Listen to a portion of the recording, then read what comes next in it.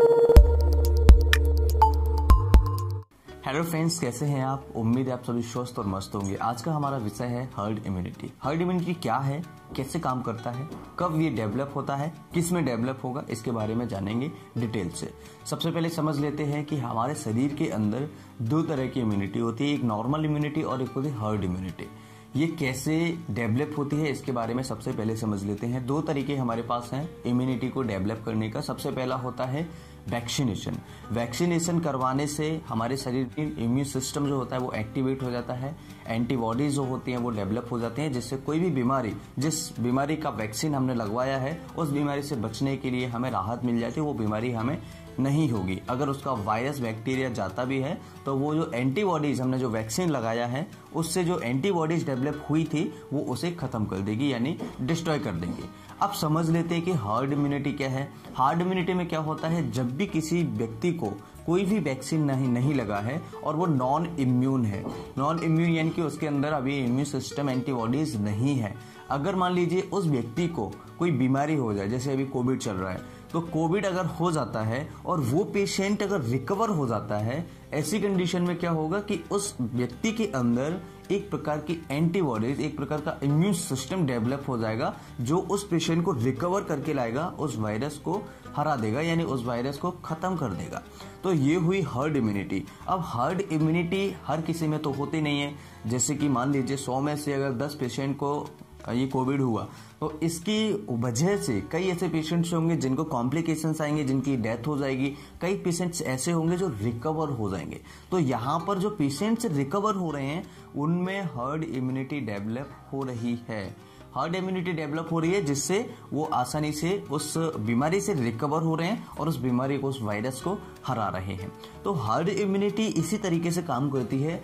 Herd immunity develop करने के लिए एक बार किसी न किसी व्यक्ति को उस बीमारी से सामना करना पड़ेगा, उस व्यक्ति को उस बीमारी से इन्फेक्टेड होना पड़ेगा। जैसे मान लीजिए 100 में से 60 व्यक्ति अगर इन्फेक्टेड होते हैं, 100 में से 60 व्यक्ति इन्फेक्टेड होने के बाद उन मरीजों में कुछ ऐसी कॉम्प्लिकेशंस नहीं आते, कुछ ऐसी बीमारियां डेवलप नहीं होती हैं, जैसे वो रिकवर हो जाते हैं जल्दी से। जैसे 55 लोग अगर रिकवर हो जाते हैं तो वो हर्ड इम्यूनिटी डेवलप हो गई।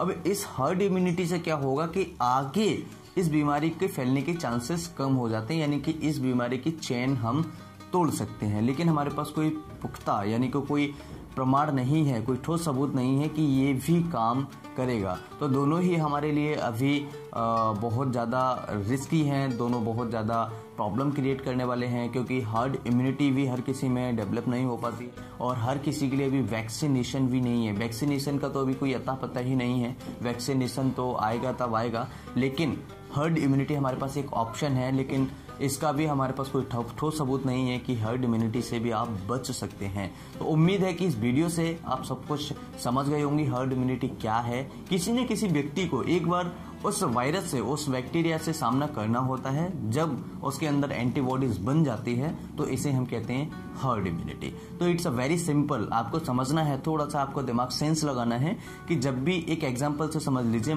मान लीजिए मुझे यहाँ से 50 किलोमीटर दूर जाना है, वहां पर कोई एक प्लेस है और इस रास्ते में बहुत सारी गलियां हैं। अगर उस रास्ते में मैं एक बार में इधर से निकल जाता हूँ, सारे रास्ते को देखते चला जाता हूँ, तो मैं जब उधर से आऊंगा तो मैं भटकूंगा नहीं, राइट, यानी कि मैं इधर उधर भूलूंगा नहीं।